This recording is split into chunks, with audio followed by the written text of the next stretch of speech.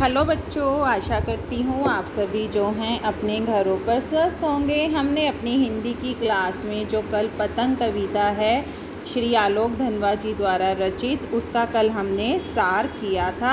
आज हम उस कविता की व्याख्या शुरू कर रहे हैं। देखिए क्या है। सबसे तेज बौछारे गई, भादो गया सवेरा हुआ, खरगोश की आँखों जैसा लाल सवेरा। तो यहाँ सबसे पहले हम अपने शब्दार्थ करते हैं। सबसे तेज यानी कि तीव्र, बौछारे पानी की बूंदें। भादो किसके लिए आया है? भादो मास और अंधकार के लिए आया है। सवेरा हुआ, अंधेरा दूर होना या सुबह होना।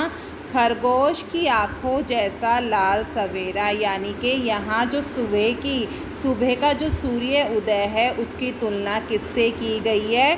खरगोश की आँखों से की गई है। तो आगे क्या है? शरद आया पुलों को पार करता हुआ। शरद भी क्या है? शरद ऋतु के बारे में बोला गया है, यानी कि भादो मास में वर्षा अधिक होने के कारण बादल छाए रहते हैं और शरद ऋतु में जो है इन बादल, जो अंधकार रूपी बादल होते हैं, उन बादलों से हमें छुटकारा मिल जाता है। इसलिए शरद ऋतु को जो है उजाले का प्रतीक माना गया है। अपनी नई चमकीली साइकिल को तेज़ चलाते हुए, चमकीली चमकने वाली घंटी बजाते हुए, ज़ोर ज़ोर से चमकीले इशारों से बुलाते हुए, पतंग उड़ाने वाले बच्चों के झुंड को चमकीले इशारों से बुलाते हुए और आकाश को इतना मुलायम बनाते हुए कि पतंग ऊपर उठ सके। पुलों मतलब झाड़ियों को, बौछारों को, झुंड होता है समूह, इशारा होता है संकेत, मुलायम होता है कोमल, रंगीन होता है रंग बिरंगी, बाँस एक प्रकार की लकड़ी, कमानी पतली सी लकड़ी जो सहारा देने के काम आती है, नाजुक मतलब कोमल। अब व्याख्या देखिए क्या कहता है कवि कि प्रस्तुत, पहले हम प्रसंग देखेंगे। शब्दार्थ मैंने आपको बता दिए हैं कि प्रस्तुत काव्यांश जो है हमारी हिंदी की पाठ्य पुस्तक आरोह भाग 2 में संकलित कवि आलोक धनवा द्वारा रचित पतंग नामक कविता से अवतरित किया गया है। इसमें कवि ने जो है प्राकृतिक परिवर्तन के साथ साथ जो है बाल मन में जो इच्छाएं उठती हैं, जो क्रियाएं हैं, उनका यहाँ पर सुंदर वर्णन किया है। कवि क्या कह रहे हैं ये देखिए कि प्रकृति में जो है निरंतर लगातार परिवर्तन हो रहे हैं।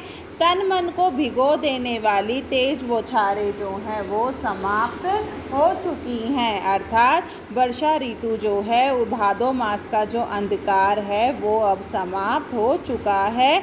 सवेरा हुआ खरगोश की आँखों जैसा लाल सवेरा, अर्थात कवि कहता है कि खरगोश की आँखों के समान जो लालिमा है, जो चमक से युक्त जो है सवेरा हो गया है। चारों तरफ जो है सूर्य उदय की जो लालिमा है, किरणों की जो लालिमा है, जो लालपन है, जो चमक है, वो फैल चुकी है। आगे क्या है? दूसरी ओर उजाला भी जो है शरद आया पुलों को पार करते हुए, अर्थात शरद ऋतु जो है पुलों को पार करते हुए आ चुकी है, यानी कि चारों तरफ उजाला हो चुका है। जो वर्षा की बौछारें थी, जो झाड़ियाँ थी, जो अनेक प्रकार की पुल बने हुए थे शरद ऋतु के रास्ते में, उन पुलों को पार करके जो है शरद ऋतु आ चुकी है। अपनी नई चमकीली साइकिल तेज चलाते हुए शरद ऋतु का मानवीकरण करते हुए कवि कहता है कि शरद जो है अपनी नई चमकदार साइकिल को तेज गति से चलाते हुए, ज़ोर ज़ोर से घंटी बजाते हुए क्या है, पतंग उड़ाने वाले बच्चों को जो है, बच्चों के समूह को जो है सुंदर संकेतों के माध्यम से बाहर बुला रहा है। जो बारिश के कारण अपने घर में छुप के बैठे हुए थे, अब शरद ऋतु जो है उन बच्चों को बाहर की ओर बुला रहे हैं कि आप बाहर आओ और पतंग उड़ाओ। अर्थात कहने का अभिप्राय क्या है कि जैसे ही शरद ऋतु आती है, नन्हे बच्चे जो हैं अपने हाथों में पतंग ले लेकर इधर उधर दौड़ते रहते हैं। ऐसा लगता है कि शरद ऋतु जो है बच्चों की सुंदर क्रीड़ाओं को करने के लिए, उनके खेलों को देखने के लिए जो है अपने चमकदार इशारों और सुंदर ध्वनियों से वातावरण को इतना कोमल बना देती है कि बच्चे जो हैं घरों से बाहर निकल सकें और पतंग उड़ाने के लिए उनमें एक उत्साह और नया जोश भर देती है। आगे क्या कह रहे हैं, आकाश को इतना मुलायम बनाते हुए कि पतंग ऊपर उड़ सके, यानी कि वातावरण इतना सुंदर हो जाता है, आकाश इतना साफ सुथरा हो जाता है कि पतंगे जो हैं अब आकाश की ऊंचाइयों को छूने लगती हैं। आगे क्या है, दुनिया की सबसे हल्की और रंगीन चीज़ उड़ सके, दुनिया का सबसे पतला कागज़ उड़ सके, बाँस की पतली कमानी उड़ सके। यहाँ कवि कल्पना करते हुए कहता है कि जब पतंग उड़ती है तो ऐसा लगता है मानो सबसे हल्की, सबसे कोमल, सबसे रंगीन वस्तु जो है आकाश में उड़ रही है। संसार में पहले पतले कागज़ के साथ और बाँस की कमानी, बाँस की तिलियों के साथ जो है पतंग को एक साथ जोड़ा जाता था और उसे सहारा देने के लिए जो है बाँस की कमानियों का प्रयोग किया जाता था, जिससे कि जो पतंग है उसके सहारे के साथ आकाश में उड़ पाती है। बाकी शुरू हो सके सीटियाँ, किलकारियाँ और तितलियों की नाजुक दुनिया। अर्थात कवि कहते हैं कि जब पतंगे आकाश में उड़ती हैं, उड़ता हुआ देखकर जो है तितलियाँ रूपी जो कोमल एवं सुंदर बच्चों की सीटियाँ और किलकारियाँ जो हैं वो चारों तरफ सुनाई देती हैं। अर्थात पतंग उड़ने के साथ साथ जो है बच्चों की इच्छाएं भी उनके साथ उड़ने लगती है। बच्चों के समूह जो है आकाश में उड़ते हुए पतंगों को देखकर बहुत ज़्यादा खुश हो जाते हैं और खुश होकर जो है वो ज़ोर ज़ोर से सीटियाँ बजाने लगते हैं, किलकारियाँ मारने लगते हैं और इस सुंदर वातावरण को देखकर जो है बच्चों के मन में अनेक भावनाएं, अनेक क्रियाएं जो हैं वो जन्म लेती हैं। विशेष में आप क्या लिखेंगे कि कवि ने जो है सवेरे के लिए लाल विशेषण का प्रयोग किया है। खरगोश की आंखों जैसे लाल सवेरे का यहाँ मानवीकरण हुआ है और शरद ऋतु जो है पुलों को पार करते हुए चमकीली साइकिल को तेज चलाते हुए आ रहा है, उसका यहाँ मानवीकरण किया गया है। कमानी के साथ जो है सबसे हल्की वस्तु और पतंग उड़ सके, इस बात का यहाँ पर वर्णन किया गया है। और क्या है, यहाँ पर कवि ने प्राकृतिक सौंदर्य का अद्भुत चित्रण किया है, बच्चों के मन में उठने वाली इच्छाओं का वर्णन किया है, शरद ऋतु का मानवीकरण किया है। और क्या है, प्रसाद गुण शैली है, मुक्तक छंद है, भाषा सरल सरस और खड़ी बोली है, संस्कृत के तत्सम और तद्भव शब्दों का प्रयोग किया गया है। हाँ जी बच्चों, हमारा नेक्स्ट स्टैंजा है, नेक्स्ट पद्य है। क्या है, जन्म से ही वे अपने साथ लाते हैं कपास, पृथ्वी घूमती हुई आती है उनके बेचैन पैरों के पास, जब वे दौड़ते हैं बेसुध छतों को भी नरम बनाते हुए, दिशाओं को मृदंग की तरह बनाते हुए, जब वे पेंग भरते हुए चले आते हैं डाल की तरह लचीले वेग से अक्सर। सबसे पहले जब मैंने आपको सार करवाया था तब आपको मैंने बताया था कि बच्चे जो हैं कपास जैसी कोमलता अपने साथ रखते हैं, उनके स्पर्श को, उनको छूने के लिए जो है पृथ्वी घूमती हुई उनके पास आती है। तो अब हम पहले अपने शब्दार्थ करेंगे।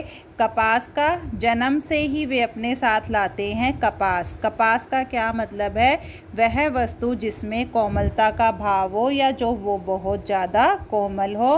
पृथ्वी घूमती हुई आती है बेचैन पैरों के पास, जब वे दौड़ते हैं बेसुध। बेसुध होता है किसी बात की सुध ना होना, बेहोश होना। छतों को भी नरम बनाते हुए, नरम होता है कोमल।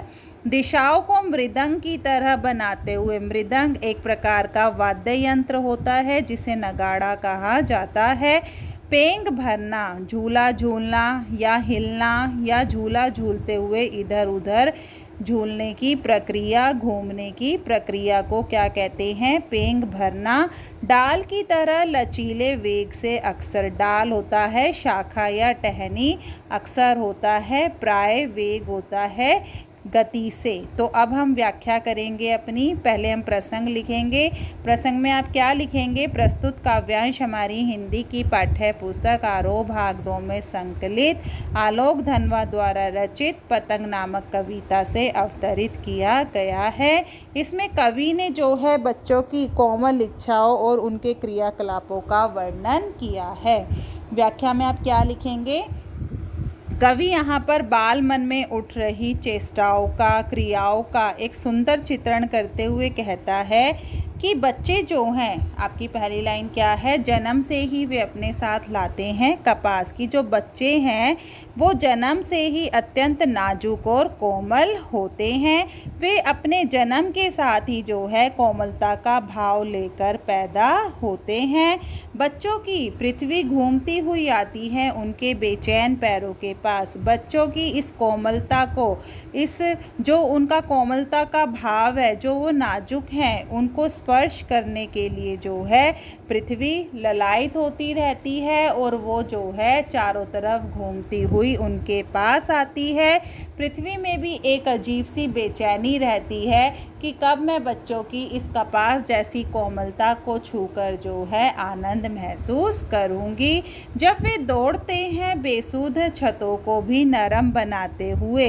तो यहाँ कवि क्या कह रहे हैं कि बच्चे जो हैं मकान की छतों को अपने कोमल पावों से जो है कोमल बनाते हुए बेसुध होकर बिना किसी होश के जो है दौड़ते रहते हैं। तो पृथ्वी भी जो है उनके बेचैन पाँव के पास आकर उनका स्पर्श करने हेतु घूमती रहती है। और क्या है? दिशाओं को मृदंग की तरह बनाते हुए। अब बच्चे जो हैं अपनी किलकारियों से जो है सभी दिशाओं में नगाड़े की तरह शोर मचाते हुए प्रतीत होते हैं। यानी कि जैसी आवाज़ नगाड़ों से निकलती है जब उन्हें बजाया जाता है, अब बच्चे खुश होकर जो किलकारियाँ मारते हैं, जो वो चिल्लाते हैं, वो जो है नगाड़ों के समान नज़र आती है।